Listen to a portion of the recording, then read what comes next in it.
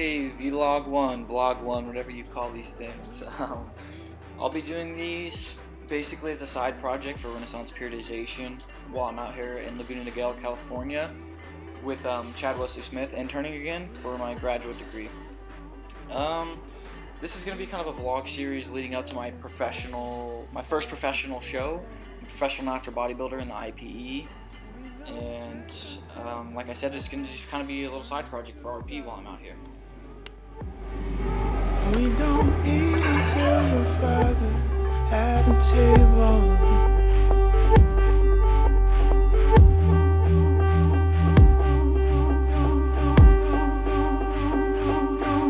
So we don't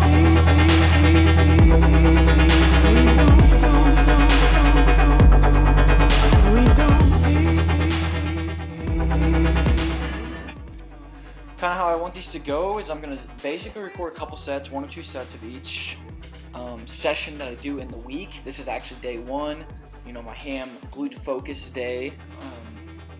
I'll have each day basically planned out for each vlog. I'm going to try to record a whole entire week's of training and then post it up, so it'll be like a weekly vlog type of thing. This way you guys can actually go back, see my progression through everything, see the overload, how I accomplish overload, how I accomplish applying science, applying the principles to my training, things of that nature. And hopefully you guys will learn something, because I'm going to talk a lot about this stuff as I go along. It's kind of just going to be me sitting here rambling over the video for the most part. For this one, I talk a little bit during and between sets and stuff. I'll try to shut the hell up whenever that stuff comes up, but I'll just go on to the kind of what I'm doing here, why I'm doing it. So this is straight leg deadlifts, did it after my deadlift for my glute ham day. Day 1, week 3 of the mesocycle, because I had a bunch of film ready for this to be out 2 weeks ago for mesocycle 1, week 1. But things didn't plan out. We were traveling a bunch. Drove from Chicago to California. It was insane. But basically, my split that I'm doing right now, and I talk about this in one of my clips, is legs, push, pull. Glute ham emphasis day, push the next day is horizontal push. I have an AM and a PM both of those days. The next day is a pull. I do vertical pull that next day because pretty messed up from deadlifts, hamstrings and stuff are pretty sore, can't do bent rows really.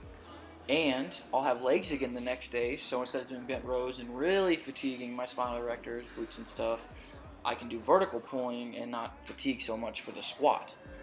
That's going to be occurring the next day. So that's kind of the basic setup, why I'm doing it, yada yada, and you're basically just going to you'll see that in the next, the following clips, exactly what I'm doing.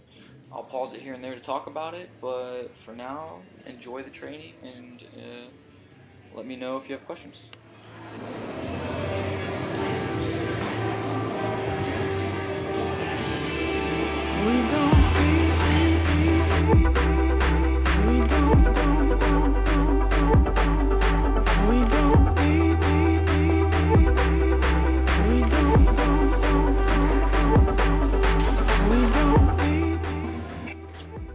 So as I said, here comes the push day, horizontal push. I warmed up to 293, I think, or something like that. I don't do keys.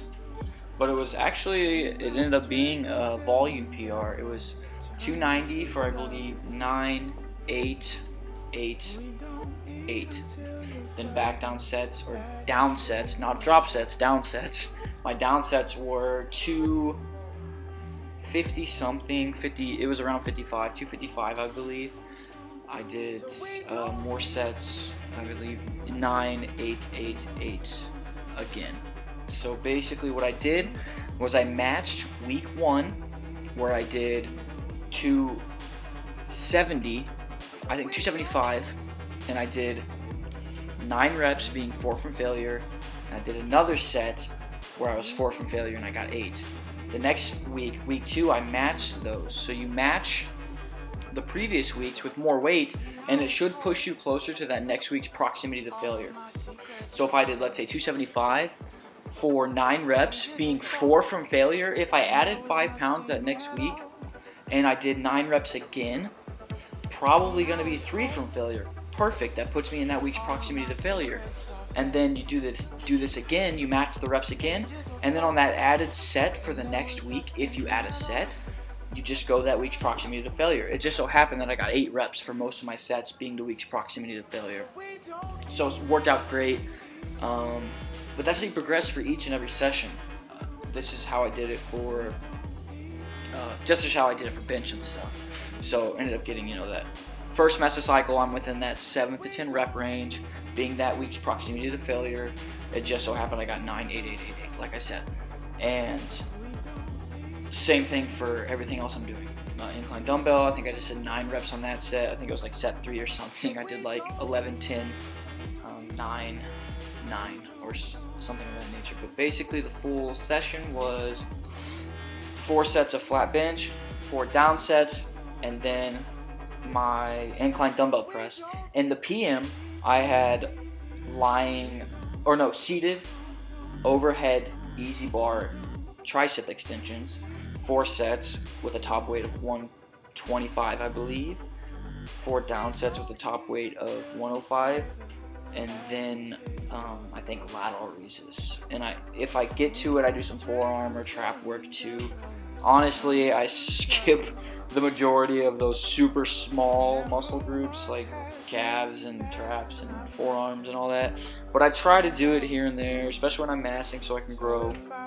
I think those things maintain pretty well whenever you're dieting down and you're just doing like upright rows, curls, things of that nature. So, maybe these videos will keep me a little more accountable. I'll have to record some sets or something. And yeah, so that can help a little bit.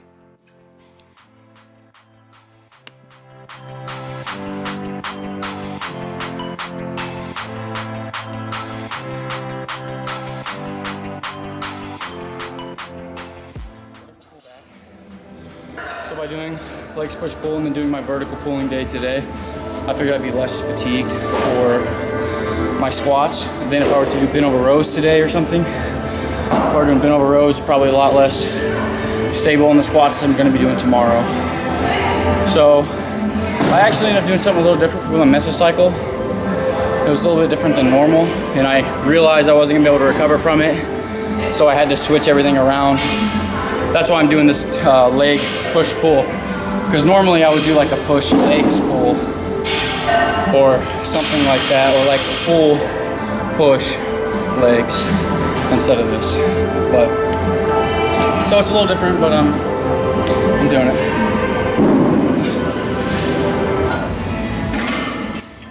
Well, it's come to my attention that I sound like a 14-year-old boy, thanks to the guy on the screen right now.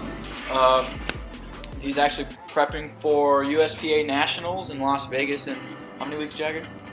7 weeks as of this day. 7 weeks as this day. I'm going to let him talk about kind of what he's doing here and how it felt and what he did to modify and things like that. Okay, let me just take time to say that my name is pronounced Jagger, and so I'm just focused on not breaking my back. Just kidding, but really. Main things here is staying tight, bracing real hard to my belt, and keep your shoulders over the bar, and the rest takes care of itself. And then he kind of tweaked his back a little bit. He had some like compression sensitivity or something. Spinal compression. Yep. So we decided to, I think, call it quits after the deads really, and he's going to take a deload session for his deads, a light session next week, and then hit it hard again after deload. Unlike this motherfucker coming up on the screen right now, he had a deadlift PR. Me? Wait, can they see me or am I just talking? Oh, cool. Well, yeah, there's really not a whole lot to say about this. I mean, unlike the qualifications of the other two, I'm just kind of the guy that rides the wave in behind them. Nick's one of the smartest guys. I don't do cool shit. I just open the textbook and pick up heavy shit here and there. Oh, yeah. What you're seeing on the screen, I think that was 353 for 8. It really wasn't that heavy in the end, which Perfect was block. really Keep it cool. up. I attribute most of that success Good. to probably just being a Texas deadlift bar as well. My deadlift cues kind of more on point. Aside from that, that's really about the contribution I have to this video. Man. Felt cool. Oh, man. Hell yeah. What are you supposed to be, 2 for failure? 3. I think you were like 10 for failure or something. That was pretty far.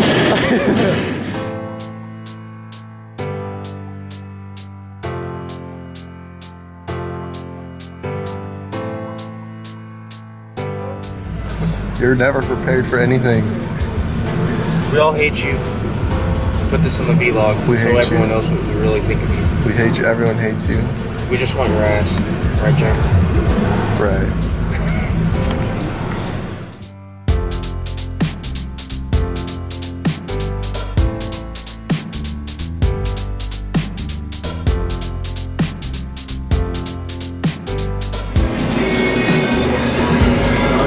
What is this place called? Flatfish. Flatfish? It's amazing. Jagger's What is that thing called? This is surf and turf burger. What are the macros? Perfect. Who fucking cares?